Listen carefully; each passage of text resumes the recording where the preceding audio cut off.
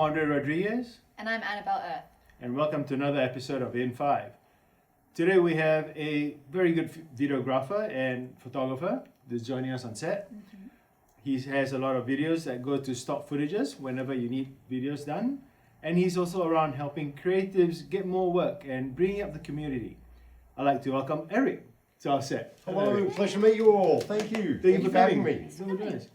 How's things been looking for you ever since COVID hit? Listen, I've probably been one of the most fortunate creatives in the country, just for the simple fact I've been able to continue working throughout COVID and afterwards as well. Having COVID off, of course, is a big relief. Sports are a big part of what I do. So to be able to be back out filming, especially sports, it's fantastic. And we did well over here in Perth, so we're very lucky. Yeah. We are. You mentioned sports. What kind of sports do you cover? So I pretty much cover everything and anything I can. Basketball mainly, but of course soccer, athletics, swimming, you name it. I'm up to film anything. I like to shoot every day. That's my main goal, in the sense that if there's a sport, I'm going to try and shoot that every day. I believe that shooting every day, it makes you a better creator. You don't lose those skills. You sharpen those skills every day. So I shoot as much as I can. Do you have a favorite? Do you have a big one? Basketball. Basketball. You like basketball? Yeah. I do like basketball. It's an exciting game. There's some photos of me behind the scenes where people have captured me with my hand on my mouth, looking like I'm in the game.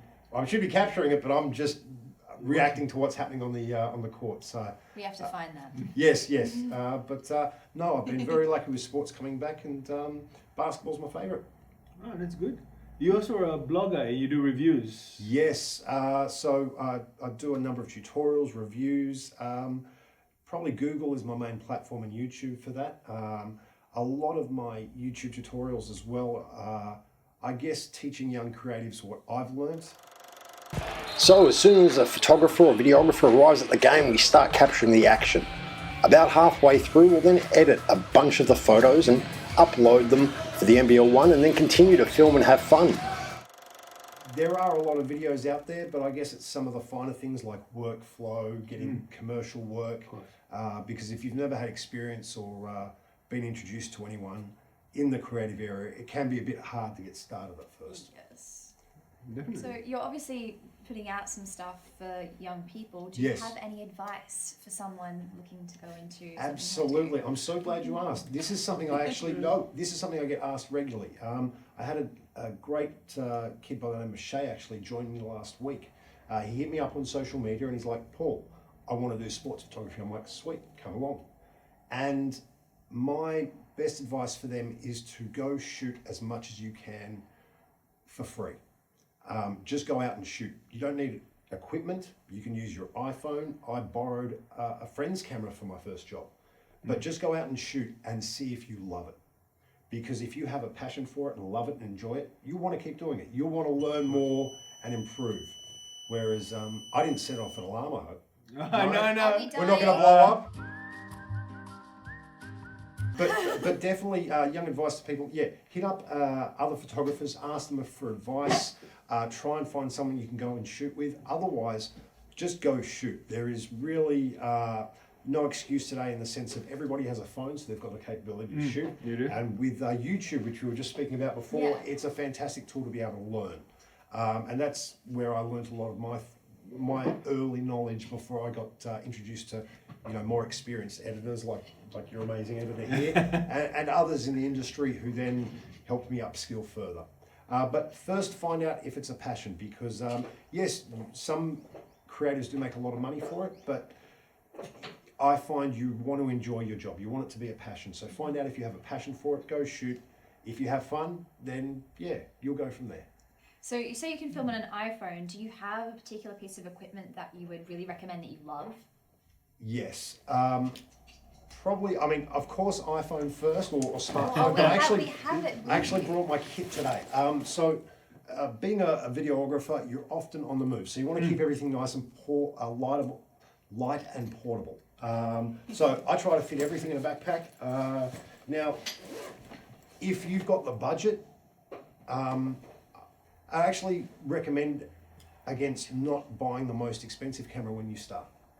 Start with a second-hand camera or something a bit lower end, learn the capabilities of that, get the best performance you can, and then move up. So I don't shoot with a full-frame camera, I shoot with a micro 4/3 format. Rather small sensor for those videographers out there, but it's light. When you're holding a camera for hours on end, with a lens and batteries, a couple of kilos. Yes. This is a G9. So when you've got a lens combo, Do you want to hop in here? when you've got a when you've got a lens, including, here we go. We'll pass this to the editor. Okay. So this is our lovely editor, Caylem, who just couldn't resist hopping on with the camera. Actually, let's give you a. So for reference, hold on. Jump in. Thanks. So for reference, while a lot of people these days are using full frame cameras like the Sony A7 III and stuff, I know it's a beautiful camera, and the A7S III does it so much better. What a lot of people are finding is when you use those cameras, you have issues with rolling shutter, you have a lot of issues with noise. Using micro 4/3 sensors is still so relevant in today's industry. Look, if you're doing anything... Thank you. Look, if you're doing anything from shooting sports or all the way to advertisements and stuff, either micro 4/3 or super 35, those are your two types of sensors. The camera we're shooting this on right now, the Sony FS5, is using a super 35 exmor sensor. That sensor more or less does what this micro 4/3 sensor does. But it got a lot greater depth. Oh yeah. The dynamic range function. on that is going to be way better. But Yeah. if you're looking into getting started with this kind of stuff, picking up, I would always recommend Panasonic. Panasonic's cameras are so far ahead of their time. Even video. Exactly, yeah. The GH4 is so cheap right now. Yes. Literally, Yes. just if you want to get into this, go out and pick up a GH4 secondhand. You'll pay like $500. It is the best camera you'll ever own. Yeah. Did you want a room or? I think we need to have an extra episode or an amendum to this, definitely. Yes. Editors Oh, chatting, no one editors. edits I'm it. sorry, we're not taking over the show. Back to the host. No, Yeah, Thank you so much. No, Cheers for it's the okay. praise. Cheers for the praise. Thank you. Thank you very Okay, much. go back, do your job. Thank you, Caylem. So yeah, micro 4/3 camera, lots and lots of batteries, a couple of different lenses just to adjust. I've got a wireless mic kit with 2 mics. So if I'm doing a fitness tutorial for a trainer or a basketball coach, I do a lot of those as well. Then we can mic them up and get a bit higher sound quality. Not as good as the XLR mics you have here, but having a lapel mic, you get to isolate a lot more of the sound. And sorry, I'll put that away. And No.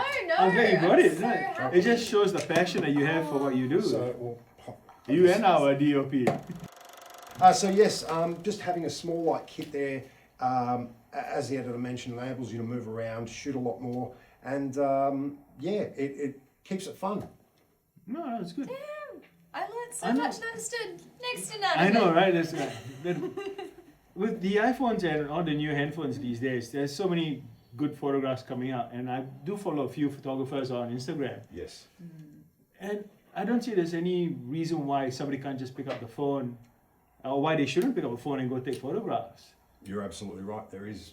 Careful what you say. I encourage people to do that. If anything, when you have more creatives in an area or you collaborate, new ideas come about. It's not Yes. anyone stepping on anyone's feet. If anything, the more creatives you have, it builds and makes everything better. Businesses benefit, the creatives benefit, the athletes, they're getting more exposure.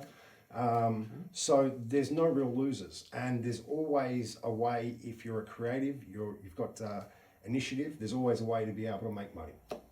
So as we mentioned at the start, my stock photography, I started that as just sort of a side income, because I thought when I start out, it may take a while to be able to turn a profit and get a good revenue going, and it is still there. It's handy. Every couple of months it comes in, and especially during COVID, it was essential. I kept getting monthly checks, so that was huge. So being able to diversify and do something that a lot of other Perth creatives weren't doing at that time was great, and now more are doing it, which is great because now my work's getting highlighted more. So it's everyone benefits. Yeah, and we'll put a link to that in the description, guys. What's the next step for Eric? Where do you go from here? Next step is to continue to learn my craft, and that comes with shooting every day, and of course helping to build the community. I've been very, very fortunate to work with some amazing local creatives, and collaborating with them, we've been able to get them into positions where they can get really good commercial paying jobs, and to see how they then excel and learn their craft and then bring that back, and we all benefit from it. So I love working with other creatives. I've worked on a couple of short films with shout out to my friend Tyrone Hamilton.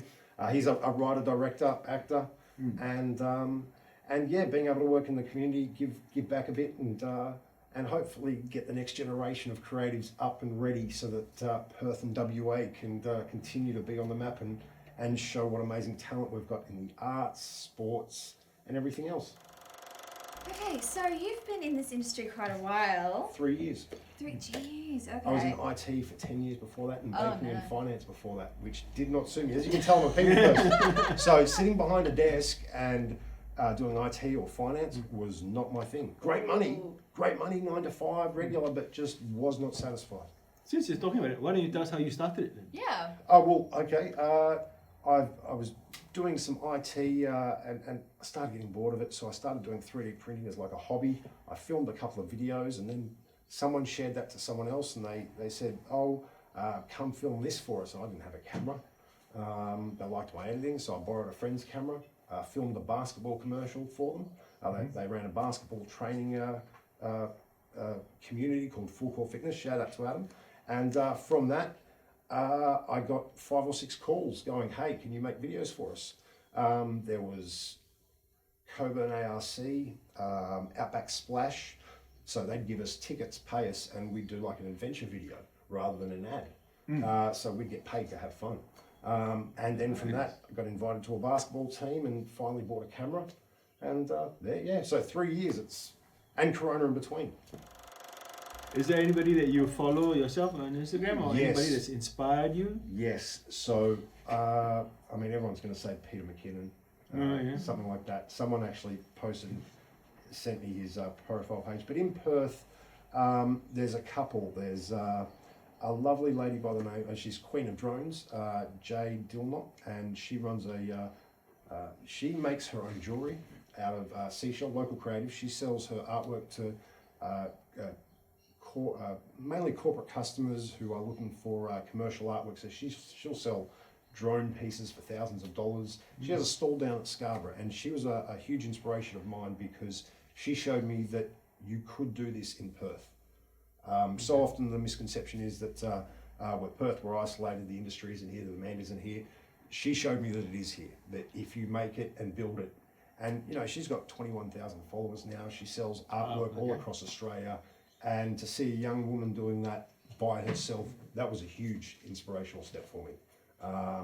So a lot of Perth creatives, and people in the music scene, and Perth's got a great creative community, as you know. We do, yes. Yes. We make quite a fair few of them, both young and old. Yes.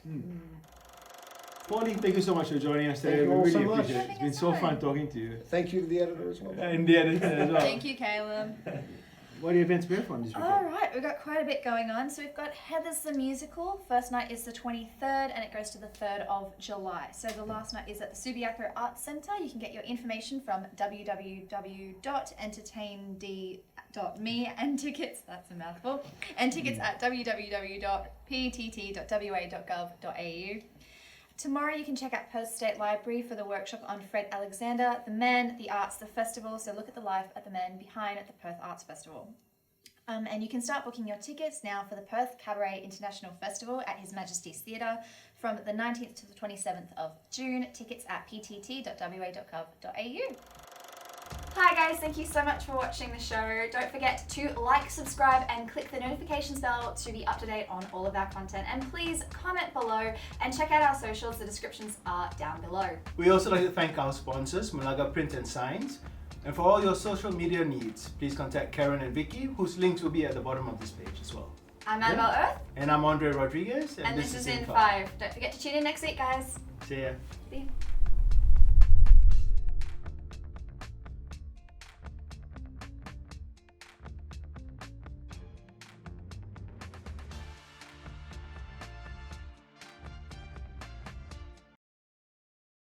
Our next step is to continue to learn my craft.